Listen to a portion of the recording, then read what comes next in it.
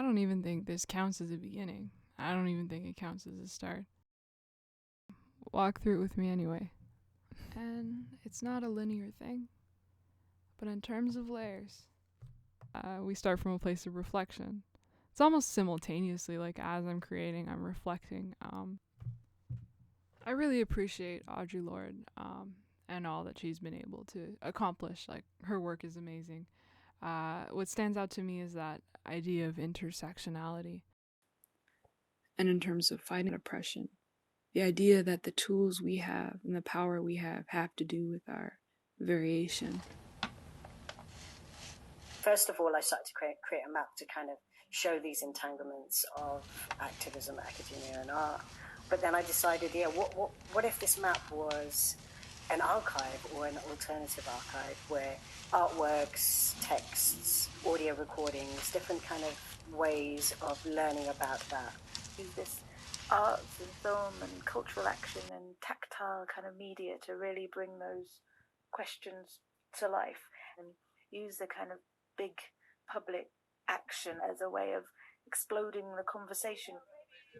Yeah, maybe in the corner, because now we're going to have that massive also that's thing. going to go there. And just while you were saying that, I was just thinking about like a leaf. And I don't think I've ever looked closely at it before in my entire life. You know, I mean, I might have picked it up and had a look at it, but you're right. When you get closer to it and you start to see the things that you can't really see with the naked eye, it gives you a greater sense of how interconnected we are.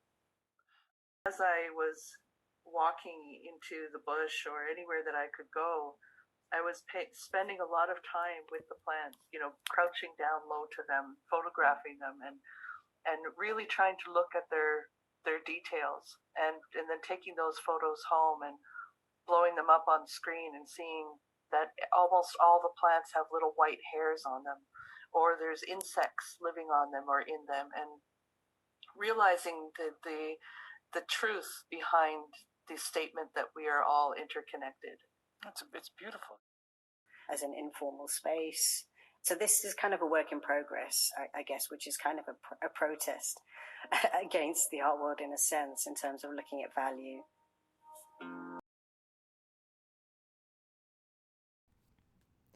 When I was young, my mother always told me that a butterfly was a good sign. I remember being a kid and going for walks, and we'd always stop and I'd be like, oh my gosh, look, a butterfly, and I'd get excited, and it was like, that's good, that means something good's gonna happen. As I've grown up, I haven't actually shaken that idea. I still get excited when I see butterflies, but in reflection, there's something more to the idea than just a physical being, and learning in terms of ways of knowing and reflecting upon that, there's more to an image and a symbol than just the surface level.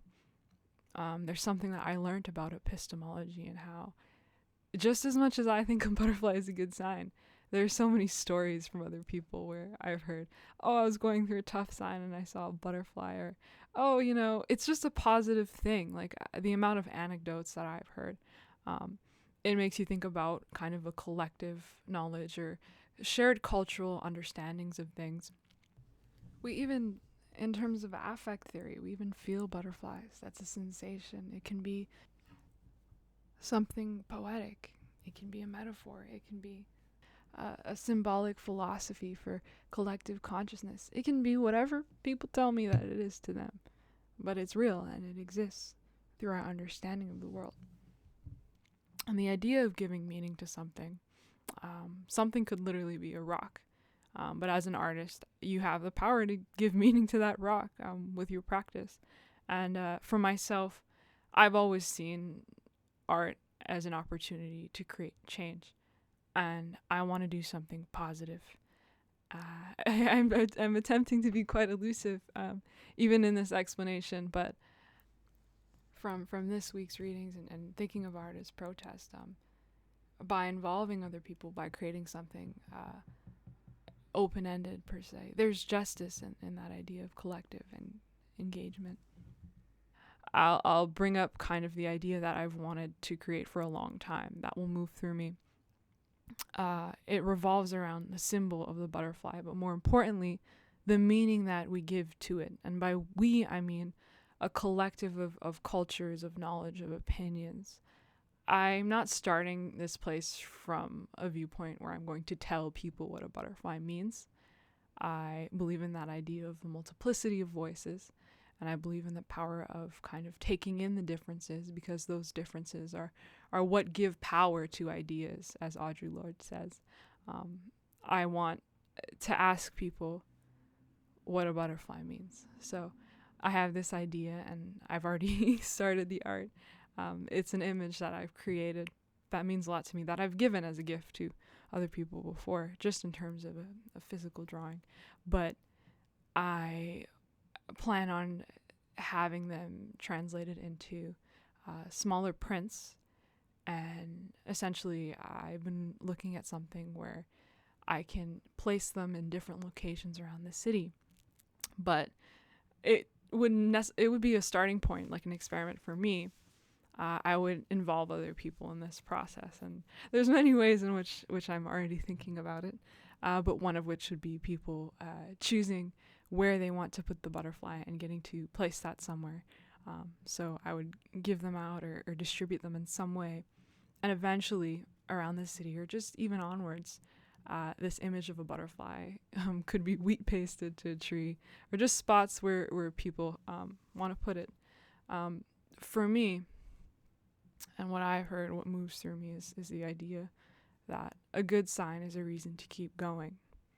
And in terms of responding to something, I feel like the way we move as humans is cyclical. It's a nature of problem solution. And a lot of times I feel like we forget to keep going, or we feel like there isn't a good sign to move towards. And so if my art were to be anything, if I wanted to let anything move through me, I would want it to be the echo of something positive, of a reason for people to continue, I guess. We are that for each other. And so the whole point is I would want to involve people in that process of placing something beautiful, an image they find beautiful, and in this case, the butterfly, in a place that reminds them to keep going. And eventually, I've looked into the kind of mapping and the electronic coding process of it, in the sense that I would create like a virtual map, but even have physical maps, and there would be multiple checkpoints or multiple places where you can go to see these butterflies that people have put up. But even if you didn't have access to the map, I would want for it to be you walking down or going somewhere, and just the fact that it exists, the image of a butterfly posted somewhere. And that I'd like to believe that as human beings, we recognize someone went out of their way and they put it there. I don't know. That same idea of a butterfly being a good sign, and the joy that I get from when I was a child, that I still feel, I want that to be in the world. I want that to be out there in places where we might not see those butterflies, but a reminder. For me, I think I don't want to get completely technical, but the project doesn't start and it doesn't finish. It's something that exists before me and beyond me. But if I'm a vehicle, if I want to be a vehicle and use my privilege to push something, to echo something, that means that people saw something beautiful in the world and chose to amplify it, I think that'd be enough. I think that'd be enough for me in terms of a vision. I want to tell people to keep going. I want to tell people there's a reason to keep going.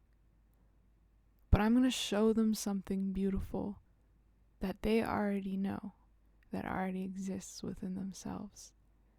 And I'm going to use this idea to do that in my work.